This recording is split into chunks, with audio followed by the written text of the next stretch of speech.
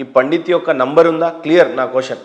ఈ పండితుడు మీతో ఇప్పటికీ టచ్లో ఉన్నాడా? ఉంటే ఏం మాట్లాడతారు ఒకసారి? కంప్లీట్గా ఆ ఫుటేజ్ ఇస్తాను. ఆ ప్రోమో ఒకటి మీరు సిగ్నేచర్ స్టూడియోలో ఏదైతే 1 మిలియన్ వ్యూస్ వచ్చాయో ఆ వీడియో ఇప్పుడు మీకు కాపీ చేసి ఇస్తాను. అది మీరు తర్వాత మీరు నా దగ్గర అప్లోడ్ లేదు, మీరు అప్లోడ్ చేసేయండి. అది మొదటి విషయం.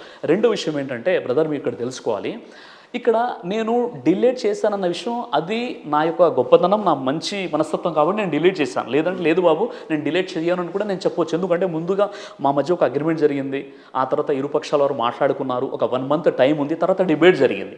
ఇంతమంది మధ్యలో డిబేట్ జరిగినప్పుడు మీరు వీడియోని డిలీట్ చేశారు అని అంటే మీరు ఇక్కడ ఏదో ప్రధానంగా దాస్తున్నారు అనేదే మీ మీద వస్తున్నటువంటి ప్రధాన ఆరోపణ. అది ఇప్పుడు మీరు నన్ను అడుగుతున్నారు. ఆయన చెప్పిన విషయం ఏంటంటే ఎంత పచ్చి అబద్ధము. సంతోష్ ఘనపాటి గారు చెప్పిన విషయం ఏంటంటే ఈయన పుట్టుకతోనే ఈయన ఒక బైబర్త్ ముస్లిము, ఈయన పేరు మొహమ్మద్ యూనస్, ఈయనని ముస్లిం వేషం వేసుకొని తీసుకొచ్చి ఇక్కడ కూర్చోబెట్టి డిబేట్ చేశారు అన్న విషయం ఎంత దారుణమైన విషయం అండి.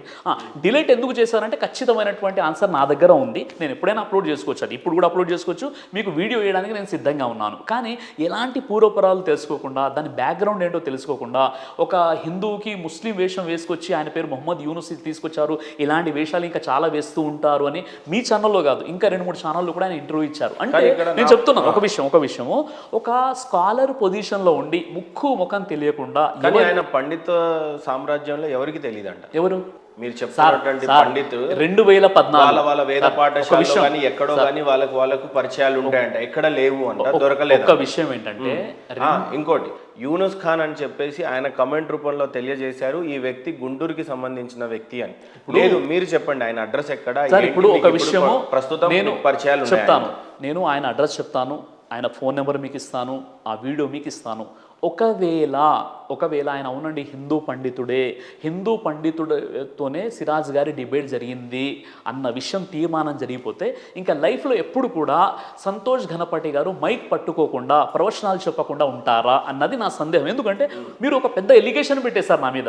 ఎలిగేషన్ పెట్టినప్పుడు మీకు కనీస అవగాహన లేకుండా ఎవరో ఫేస్బుక్లో కామెంట్ పెట్టారు, మీ యూట్యూబ్ ఛానల్లో కామెంట్స్ సెషన్లో కామెంట్ పెట్టారని చెప్పేసి ఇంత పెద్ద ఆరోపణ, అది కూడా లక్షల మంది చూసేటటువంటి సిగ్నేచర్ టీవీ ఛానల్ దగ్గరకు వచ్చేసి మీరు చెప్తున్నారంటే అసలు నాకు చాలా ఇది హాస్యాస్పదంగా ఉంది ఈ విషయం. నేను ఇప్పుడు మీకు ఆయన కంప్లీట్గా నేను డీటెయిల్స్ ఇస్తాను, మీకు వీడియో ఇవ్వడానికి నేను సిద్ధంగా ఉన్నాను.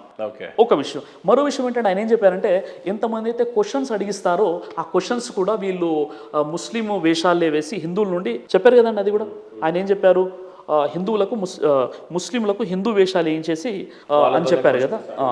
అది కూడా మీ ముందు ఇప్పుడే చెప్పేస్తున్నాను అనమాట. చివరికి ఆ క్వశ్చన్స్ని మీకు ముందే ఇస్తారు, మీరు ప్రిపేర్ అయి ఉంటారు, ఇదంతా ఒక స్క్రిప్టెడ్గా జరుగుతుంది అనేది ప్రధాన ఆరోపణ. చూడండి ఇప్పుడు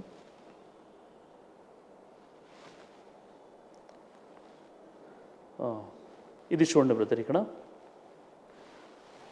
ఇది ప్రోగ్రామ్ ఎప్పుడు జరిగిందండి, డేట్ చూడండి. ఓకే 2014లో ఈ ప్రోగ్రామ్ జరిగింది. ఇది కరీంనగర్లో జరిగింది. మహాప్రవక్త మొహమ్మద్ సల్లాం టాపిక్ అనమాట. ఇది 10,000 మంది గ్యాదరింగ్లో జరిగిన ప్రోగ్రామ్ ఇది. ఈ ప్రోగ్రామ్ యొక్క పబ్లిక్ చూడండి, ఇక్కడ ఏమన్నాడు ఈయన స్వామీజీ, అంటే స్వామీజీ వేషం వేసుకొని ఉన్నారు. ఓకేనా, ఇది పబ్లిక్ చెప్తాను, ఇది పబ్లిక్. ఇది చూడండి ఒక విషయం, ఇది చూడండి. ఈయన ఎవరో నాకు తెలియదండి, జమ్మికుంట నుండి వచ్చాడు. ఈయన వచ్చేసి మా ప్రోగ్రామ్ ఎలా ఉంటుందంటే ప్రోగ్రామ్ టైంకి మేము వెళ్తాము, మిగతా మా ఆర్గనైజర్స్ మొత్తం కూడా చూసుకుంటారు ప్రోగ్రామ్. ఆ స్టేజ్ మీద కనీసం ఈయన నేను కలవలేదు, అంటే కిందికి వచ్చి నేను కలవలేదు. ఈయన పబ్లిక్లో నుండి ఒక క్వశ్చన్ వేశారు నాకు. క్వశ్చన్ వేసి నాకు ఉన్నటువంటి జ్ఞానంలో నేను సమాధానం చెప్పాను. ఆ తర్వాత వేదికపై వచ్చేసి ఆయన ఖురాన్ తీసుకోవడం జరిగింది. ఆయన మీ వేదికపై పిలిచాము, అంతవరకే తప్ప ఆయన ఎవరో నాకు తెలియదు. ఈ వ్యక్తిని, హిందూగా ఉన్నటువంటి వ్యక్తిని ముస్లింగా వేషం వేసి మీరు తీసుకొచ్చారు అన్న ఆరోపణ ఏదైతే ఉందో, ఇప్పుడు ఈ వ్యక్తికి సంబంధించి ఇక్కడ పక్కన ఉన్నారు కదా, ఈయన పక్కన ఉన్నటువంటి వ్యక్తి పేరు జమీలో ఏదో ఉందండి, వీళ్ళ ఇంటి దగ్గర ఉంటారు జమ్మికుంటలో ఆయన. ఇప్పుడు ఈ వ్యక్తి ఒక అడ్రస్ ఉంది, ఇప్పుడు కూడా ఆయన హిందూగా ఉన్నాడు, ఎప్పుడు కూడా అదే వేషధారణలో ఇలా ఉంటాడు ఆయన ఎవరో మాకు తెలియదు. ఈ విషయం చూపించి సంతోష్ ఘనపాటి గారు అంటే ఒక ముస్లింకి హిందూ వేషం వేయించేసి సిరాజుర్ రహమాన్ సభలో ఆయన ఇలా క్వశ్చన్ అడిగిస్తాడు అని చెప్పడం ఎంత అజ్ఞానం, ఎంత అవివేకంతో కూడుకున్న విషయం. ఇప్పుడు యూట్యూబ్లో కూడా ఉంది అనమాట ఇది. అంటే ఇలాంటి ఆరోపణలు చాలా చీప్ ట్రిక్స్ అనమాట ఇవి, దాని తప్ప ఇంకా మరో విషయం ఏం లేదండి. దీనికి సంబంధించి ఏంటంటే ఇలా ఎంతమంది అయితే మా ప్రోగ్రామ్స్లో వస్తారో, కొంతమంది అయ్యప్ప మాల ధరించి క్వశ్చన్ అడుగుతారు, దుర్గామాత మాల ధరించి క్వశ్చన్ అడుగుతారు, కొందరు పండితుల వేషంలో వచ్చేసి మమ్మల్ని క్వశ్చన్ అడుగుతారు. ఎవరు క్వశ్చన్ అడిగినా ఓపెన్ Q&A సెషన్ ఉంటుందన్నమాట. మీరు కూడా అదే వేషం అంటున్నారు ఇప్పుడు. అది వేషం వేయిస్తున్నారా ఏంటి కొంపదీసి? వాళ్ళు ఏ వేషంలోనైతే వస్తారు అంటే వాళ్ళు అయ్యప్పలు ఉంటే అయ్యప్పలు అంటే ఎవరైతే ఆ ప్రోగ్రామ్స్కి వస్తారో వాళ్ళు మమ్మల్ని క్వశ్చన్స్ అడుగుతారు తప్ప అది వీళ్ళు ప్రిపేర్ చేసి. ప్రధానంగా ఈ డిబేట్లో ఏదైతే వీడియో డిలీట్ అయిందో సిరాజ్ గారు, ఆ డిబేట్లో కూర్చున్నటువంటి పండిత్ గారు మీతో టచ్లో ఉంటే ఏమన్నా ఫోన్ మాట్లాడగలుగుతారా ఇప్పుడు సిగ్నేచర్ స్టూడియోస్ వేదికగా? ఇప్పుడు లేదండి, నేను ఫోన్ మాట్లాడగలరా? ఆయన దగ్గర ఆయన నెంబరు మీకు ఇస్తాను, మీరు మాట్లాడుకుందరు. కానీ ఆయన ఇప్పుడే మాట్లాడడానికి సార్ మొత్తం వీడియో అది ప్రైవేట్ లో ఉంది, డిలీట్ చేయలేదు. ఒక విషయం వినండి, నిజంగా మీకు టచ్ లో ఉంటే మాట్లాడడానికి ఎందుకు? ఈ వీడియో కొన్ని వేల మంది దగ్గర ఉంది. మా ప్రాబ్లం వీడియో కూడా కాదు సార్. ఇప్పుడు ఆ పండితుడు నంబర్ ఉంటే మాట్లాడడానికి ఏముంది? మహేంద్ర ఈ ప్రశ్న అడిగాడు లైవ్ లో, నన్ను ఈ పండితుడు సంతోష్ గణపాటి గారు ప్రధానమైన ఆరోపణ చేసింది ఏంటంటే ఆ వ్యక్తి ఒరిజినల్ కాదని. ఆ డిబేట్ లో కూర్చున్నటువంటి పండితుడు ఒరిజినల్ కాదని. ఇప్పుడు ఆ పండితుడికి ఒక ఫోన్ చేసేస్తే ఈ డిబేట్ అయిపోతుందేమో అని నా ఉద్దేశం. అది లేదు, ఇప్పుడు మీ దగ్గర మొత్తం కంప్లీట్ వీడియో ఉందండి. ఆ వీడియో మీరు ఇక్కడ వీడియో గురించి కూడా కాదు సిరాజ్ భాయ్, నాకు అర్థమైంది ఆ విషయం ఏంటి. ఆయన వస్తారు, మీ ఛానల్కి వస్తారు ఆయన. నేను చెప్తాను, మీ ఛానల్కి వచ్చిన తర్వాత మీరు ఆయనతో ఇంటర్వ్యూ తీసుకుందరు. కానీ మీరు ఇంటర్వ్యూ తీసుకోండి. ఇప్పుడు సార్ ఆ వీడియో డిలీట్ చేయలేదు, ప్రైవేట్లో ఉంది. కొన్ని వేల మంది ఆల్రెడీ ఆ వీడియో చూస్తారు. కొన్ని వేల మంది దగ్గర ఆ వీడియో క్యాసెట్స్ ఉన్నాయి. అది కొత్త విషయం ఏం కాదు. హైదరాబాద్ నడిబొడ్డున నాంపల్లిలో జరిగినటువంటి డిబేట్ అది, వాస్తవ దైవభావన అంశం అది. 7,000 మంది పబ్లిక్లో జరిగిన ప్రోగ్రామ్ అది. అలాంటి ప్రోగ్రామ్ గురించి పూర్వపురాలు తెలుసుకోకుండా ఆయన వేషాలు వేసి తీసుకొస్తారన్నది ఆయన అజ్ఞానంపైనే వదిలేస్తున్నాను. రైట్.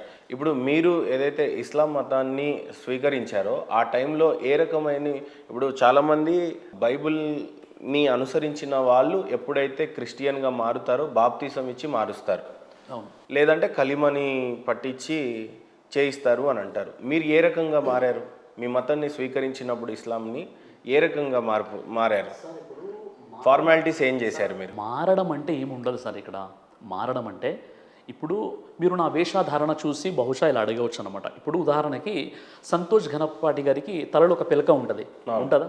ఆయన వస్త్రధారణ వేరుగా ఉంటుంది. అలా సాధారణ హిందువులంతా కూడా ఆ స్థితిలోనే ఉంటారా? ఉండరు కదా. ఇప్పుడు మీరు ఒక హిందూ, ఆయన ఒక హిందూ, మీ వేషాధారణ వేరు, ఆయన వేషాధారణ వేరు. ఆయన అంటే ఒక స్కాలర్ పొజిషన్లో ఉన్నాడు. ఇప్పుడు నేను సమాజంలో ఒక స్కాలర్ పొజిషన్లో ఉన్నాను కాబట్టి నేను క్యాప్ ధరిస్తాను, గడ్డం పెట్టుకుంటాను. కానీ ఎక్కడ కూడా ఇస్లాంలో మీరు గడ్డం ఉంటేనే స్వర్గంలోకి వెళ్తారు, క్యాప్ ధరిస్తేనే మీ నమాజ్ అంగీకరించబడుతుందని ఎక్కడ కూడా ఇస్లాం ధర్మంలో చెప్పడం జరగలేదు. కానీ మీరు స్వీకరించేటప్పుడు కొన్ని నియమాలు ఉంటాయి కదా, ఆ నియమాలు ఏంటి? ఆ నియమాలు ముఖ్యంగా ఏంటంటే, మనకు కావాల్సింది అంతఃకరణ శుద్ధి, మనస వాచ కర్మేనా మనము ఆ దైవాన్ని తెలుసుకోవాలి. అంటే ఈ సర్వానికి సృష్టికర్త అయినటువంటి దేవుడు ఒకడే ఉన్నాడు, ఆయన తప్ప మరొక ఆరాధ్య దైవం ఎవరు లేరు. మనం ఆయన్నే ఆరాధించాలి, మనం ఆయన్నే అర్చించుకోవాలి. ఏదైనా అడగాలన్నా చేయాలన్నా ఆ దైవంతోనే మీకు సంబంధం కలిగి ఉండాలన్నది ప్రధాన కాన్సెప్ట్. దీన్ని తౌహీద్ అంటారు. తర్వాత ఆయన ప్రవక్తలు, ముఖ్యంగా ఏంటంటే దేవుని నమ్మాలి, దైవ ప్రవక్తలు నమ్మాలి, ఆఖిరత్ అంటారు అంటే పరలోకం. ఈ 3 విషయాలు, వీటినే తౌహీద్, ఆఖిరత్, రిసాలత్ అని చెప్తారనమాట. ఈ 3 విషయాలు నమ్మడమే మీరు ధర్మాన్ని తెలుసుకున్నట్లు, అంతే అనమాట. దానికి పవిత్ర వచనం అని చెప్పేసి లా ఇలాహ ఇల్లల్లా అని చదివిస్తారు, ముహమ్మదు రసూలుల్లాహ్ అంటారు. నేను సాక్ష్యం ఇస్తున్నాను సృష్టికర్త తప్ప మరొక ఆరాధ్య దైవం లేరు, మరియు నేను సాక్ష్యం ఇస్తున్నాను చివరి ప్రవక్త ముహమ్మద్ సల్లల్లాహు అలైహి వసల్లం. ఇది ఒక కలిమ అనేది ఉంటుందన్నమాట. కానీ మెయిన్ ఏంటంటే మన మనస్సుతో ఆ విశ్వాసాన్ని మనం కలిగి ఉండాలి.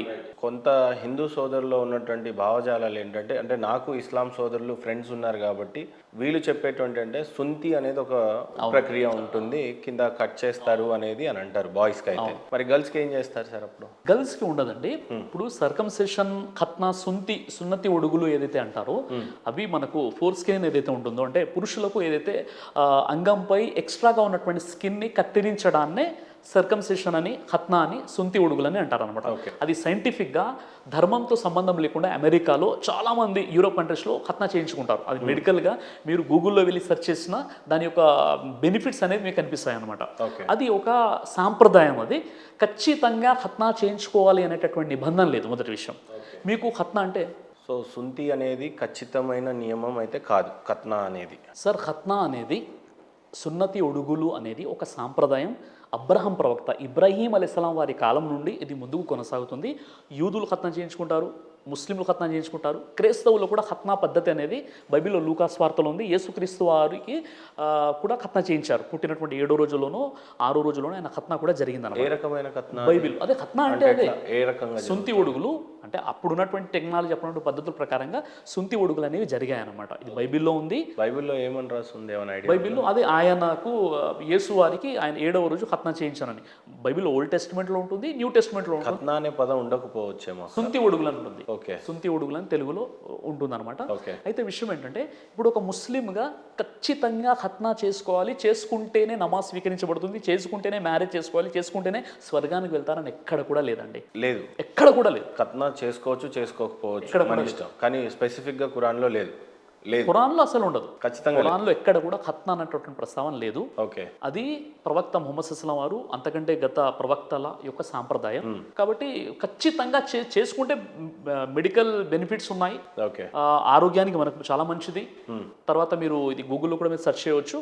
తర్వాత ఇతర మతాల్లో ఉన్నటువంటి వారు కూడా ఖత్నా చేయించుకుంటారు. రైట్. సిరాజ్ గారు, నా ప్రశ్న చాలా సూటిగా, టోపీ అనేది ఇస్లాం సోదరుడు ఎందుకు ధరించాలి, మీరెందుకు ధరించారు అసలు? సార్, ఇప్పుడు టోపీ అన్నది ఏంటంటే మన వస్త్రాధారణలోనే ఒక భాగం టోపీ అనేది, వాస్తవంగా చెప్పాలంటే. ఇప్పుడు కొంతమంది పెద్ద పెద్ద స్వామీజీలు, పండితులు ఉన్నారు, వాళ్ళ తలపై ఒక వస్త్రం కప్పబడి ఉంటుంది, చూసారా?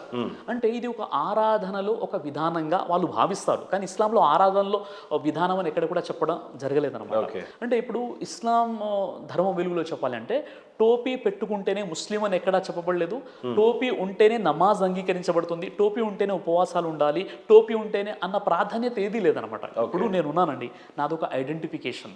అంటే ఇప్పుడు టోపీ గడ్డం ఉన్నటువంటి వ్యక్తి, ఇప్పుడు మనం దైవంతో ఒక ప్రత్యేకమైనటువంటి సంబంధం కలిగి ఉండాలి అన్న ఆలోచనతో ఇప్పుడు నేను టోపీ గడ్డం పెట్టుకున్నాను. ఏదైనా ఒక చిన్న పొరపాటు, చిన్న తప్పు చేసే బదులు ఈ టోపీ దాడి నన్ను ఆపుతూ ఉంటాయి అనమాట. ఓకే. ఖచ్చితంగా ఆపుతుంటాయి. ఎందుకంటే నేను ఈ టోపీ గడ్డం పెట్టుకుని ఏదైనా తప్పు పని చేస్తే ఆ ప్రభావం మొత్తం కూడా ధార్మిక వ్యక్తులపై, ధర్మంపై ఆపాదించడం జరుగుతుందనేటటువంటి ఒక భయం ఇప్పుడు కూడా నాలో ఉంటుంది. టోపీకి ఉన్నటువంటి ఒక ఫార్మాలిటీ ఉంది, టోపీకి కూడా. టోపీకి ఉంది, కానీ నమాజ్ చదవడానికి లేదా స్వర్గానికి వెళ్ళడానికి, ఉపవాసాలు పాటించడానికి టోపీ ఖచ్చితమైనటువంటి విధానం కాదు. ఖచ్చితంగా ధరించాలనేటువంటి నిబంధన ఏది కూడా లేదన్నమాట. బట్ మీరు మసీదులలోకి వెళ్తే కనుక ప్రతి సోదరు, నేను కూడా మసీద్కి చాలాసార్లు వెళ్ళేస్తున్నాను, ఖచ్చితంగా అక్కడ టోపీలు అవైలబుల్ ఉంటాయి. చెప్పులు బయట వదులుతాము, కాలు చేతులు కడుక్కుంటాం, ఆ తర్వాత టోపీ ధరిస్తాం, ఆ తర్వాత నమాజ్కి వెళ్తూ ఉంటాం. సో టోపీ ఖచ్చితంగా ఉంటుంది అక్కడ. అవును. ఏంది మరి అక్కడ అన్ని మసీదుల్లో ఉండవు. అదే అంటే కొన్ని మసీదుల్లో ఉంటాయి, కొన్ని మసీదుల్లో ఉండవు అనమాట.